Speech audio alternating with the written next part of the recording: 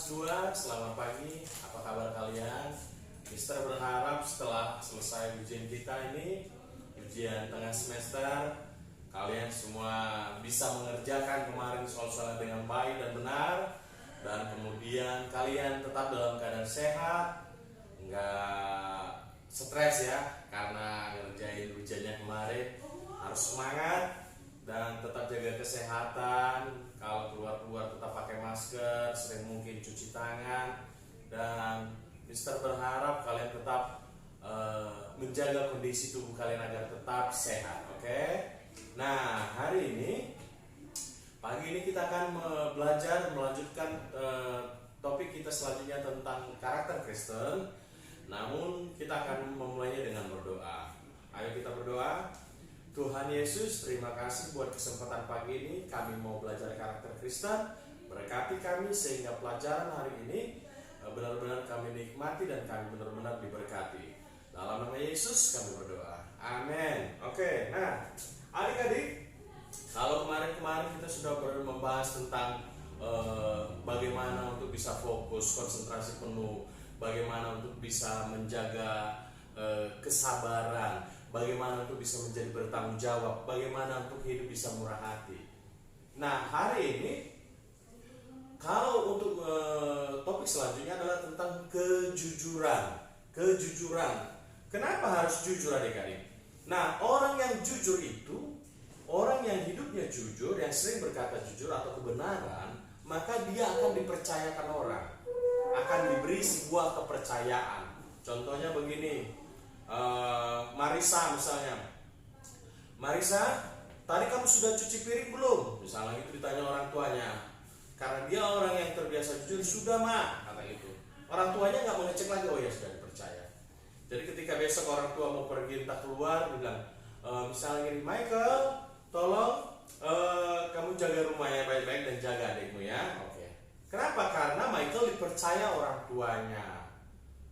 Gitu. Nah, adik-adik, hari ini Mister akan mengajarkan kalian tentang bahasa kejujuran, tentang kejujuran.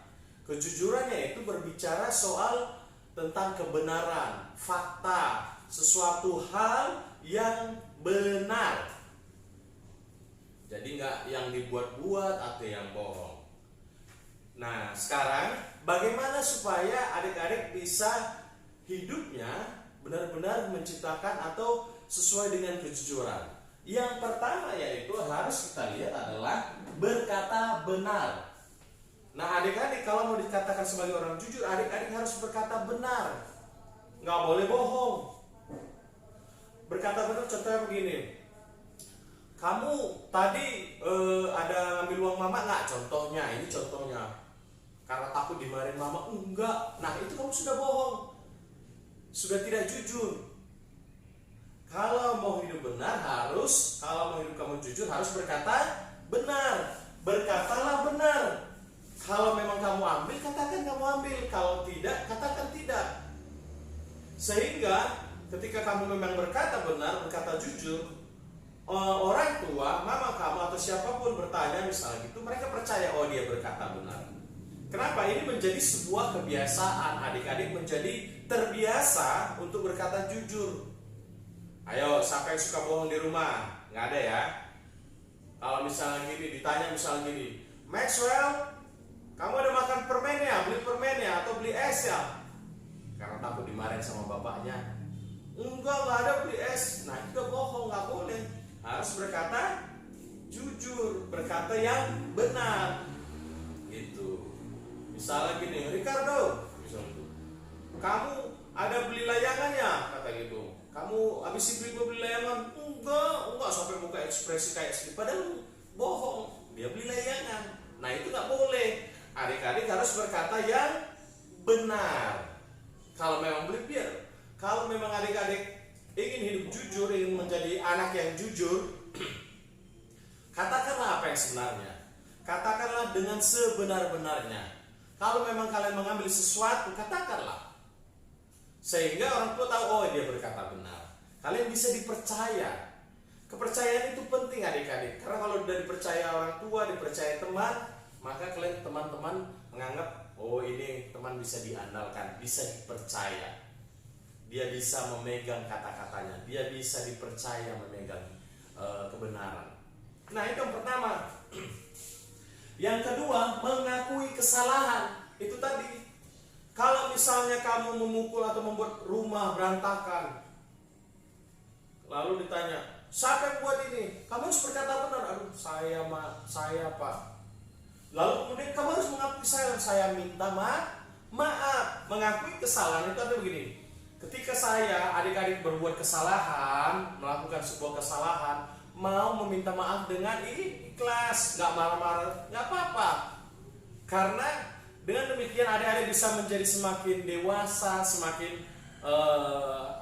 bisa dipercaya, semakin hidup takut Tuhan, semakin hidup benar-benar mengenalkan Tuhan, hidup-hidup yang benar sesuai dengan kehendaknya Tuhan. Dan orang tua bukan malah marah sama adik, makin senang. Anak saya jujur, adik-adik dilihat, oh anak saya ini bisa bertanggung jawab, anak saya ini benar-benar orangnya yang mengakui kesalahannya dan mau tidak melakukannya lagi, berjanji untuk tidak melakukannya lagi. Nah, karena itu harus mau mengakui kesalahan. Tapi bukan begini adik-adik. Adik-adik yang orang lain yang berbuat kesalahan, adik-adik yang mengakui kesalahan. Itu nggak benar namanya. Kamu membohongi temanmu, membohongi orang tua. Kenapa? Karena dia yang berbuat salah, adik-adik yang ngaku itu nggak boleh. Tapi kalau adik-adik merasa, ya aku memang yang berbuat salah, aku minta maaf gitu sama orang tua. Ya, mengakui kesalahan. Yang ketiga, tidak menipu atau mencuri. Mengambil barang temannya, mengambil barang kakaknya, itu nggak benar, itu nggak jujur. Menipu supaya bisa diberikan sesuatu, itu nggak jujur. Jadi nggak boleh menipu atau mencuri. Dalam firman Tuhan juga dilarang tidak boleh tidak mencuri atau menipu. Nah, ada yang tidak boleh mencuri ya. Jangan ada yang mengambil barang adiknya tanpa permisi. Mengambil sesuatu tanpa permisi atau memberitahu itu hampir sama dengan mencuri. Kenapa? Karena kamu tidak mengasih tahu, tidak memberitahu. Itu sama dengan mencuri. Karena itu, kalau kamu sudah melakukan sebuah kesalahan tadi, katakan mengakui kesalahanmu dan tidak melakukannya lagi. Kadang-kadang kita kan mungkin salah, adik-adik mungkin karena kepengen jadi melakukan sesuatu yang salah. Itu gak bagus, tapi bisa bertobat dan stop untuk melakukan itu. Adik-adik berhenti dan mau hidup jujur, supaya orang tua bisa percaya, saudara-saudara bisa percaya sama adik-adik, teman-teman semua orang lain bisa mempercayai adik-adik. Kalau bisa dipercaya orang itu sangat bagus adik-adik. Kenapa? Nanti ini terbawa sampai adik-adik kemudian menjadi orang yang besar, orang-orang dewasa. Orang melihat adik-adik ini kelak menjadi orang yang dia bisa dipercaya, orang ini baik, orang ini punya kejujuran gitu. Yang keempat, mendorong orang lain melakukan kebenaran. Mendorong orang lain melakukan kebenaran. Melakukan kebenaran. Jadi adik-adik itu mengatakan kepada orang lain, menyampaikan kepada teman-temannya, itu nggak boleh bohong, itu nggak boleh, itu salah gitu. Kalau memang kamu lihat salah, beritahu temanmu dengan baik, nggak harus marah-marah. Dengan cara lembut adik-adik kasih tahu, kamu teman itu salah, nggak sesuai dengan firman Tuhan, dan itu perbuatan yang nggak baik dan nggak jujur gitu. Kalau teman-teman kamu atau siapapun mau mendengar, silahkan. Yang penting adik-adik berusaha untuk berbagi bahwa kebenaran harus ditegakkan, harus berkata jujur. Nah, adik-adik sudah melakukan hal yang tepat. Atau contoh orang tuanya lah, orang tuanya suka bohong, misalnya kadang bukan suka bohong sih, mungkin kadang-kadang bohong, katanya demi kebaikan. Adik bilang, kata Mr. Hendrik, sesuai dengan firman Tuhan juga nggak boleh berbohong. Gitu, nggak apa-apa. Karena nggak boleh belajar. Kalau sudah mulai berbohong itu sesuatu yang nggak bagus. Jadi harus mau jujur. Adik-adik harus berkata jujur. Katakan kepada orang tua misalnya atau kakaknya, kakak bohong. Itu nggak benar, itu nggak baik. Gitu.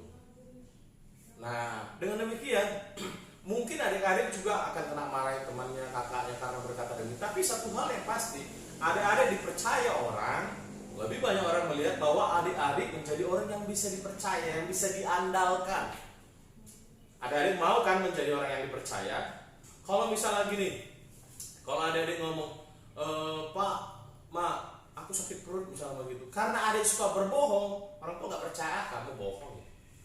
Sakit hati kan pasti adik-adik, kecewa. Kenapa? Karena nggak dipercaya. Walaupun sebenarnya mungkin adik-adik benar waktu itu sakit perut, karena adik terbiasa berbohong dan tidak mau jujur, akhirnya tidak dipercaya. Siapa mau gitu? Nggak ada ya.